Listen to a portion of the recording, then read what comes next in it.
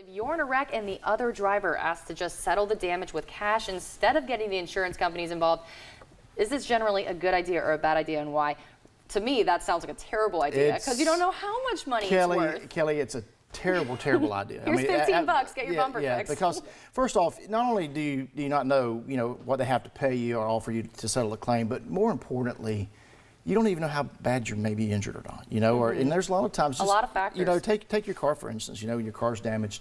Les and I were looking at photos, before the show about an accident that just happened over in a neighboring county, and just catastrophic damage to an automobile. Now that's easy, you can see that, but there are a lot of times there's vehicles that have damage to them. My neighbor just had a front end collision on his. Now he has a higher end car, and it was over $10,000 to fix that, just the front end. So you really don't know exactly what kind of damage, but take that one step further. Unless we see this a lot of times, people come into our office and they're like, well, I just got in an accident, but I'm not really sure if I'm injured.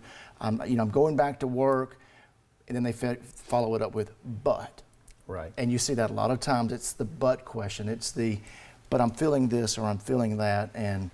Yeah, one of the big things is when you have a situation where you get in a wreck, and it's not uncommon for your adrenaline to be pumping, and you're really excited about it.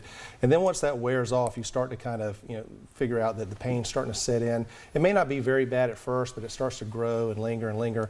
And then here's why it's really bad to accept cash or some sort of a cheap payoff at the front end. When you go to the hospital, you have attached to your insurance policy a type of benefit called PIP, stands for Personal Injury Protection, otherwise known as no-fault benefits.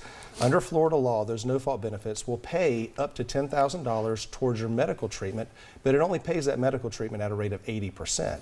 A simple visit to the emergency room is going to result in a bill from the ER physician, from the hospital itself. If you had any diagnostic studies done, like a CT scan or x-rays, you're going to have a radiology bill on top of that. And so if you're in that situation where you think, well, maybe I'll just take the $500 that the individual or the insurance company is offering, or $1,000, which is pretty standard. After your PIP benefits are applied and the bills are run through the insurance, and then you get the bill for the 20% that isn't covered, then you find out you've settled with the insurance company for $500 or $1,000, but your 20% copay, so to speak, is double that or triple that. And let's just take it one step further. You take the money from the individual, and then you're like, well, I don't need to go to the hospital. And then the clock starts ticking to limit your benefits if you don't go get a compulsory,